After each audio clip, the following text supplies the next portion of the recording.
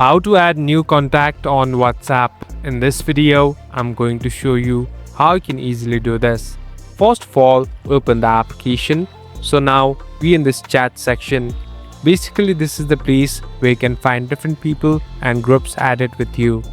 Now, in order to add a new person, here on the right bottom, you can see this chat-like icon. Simply tap on it, and on the top, there's a section of new contact.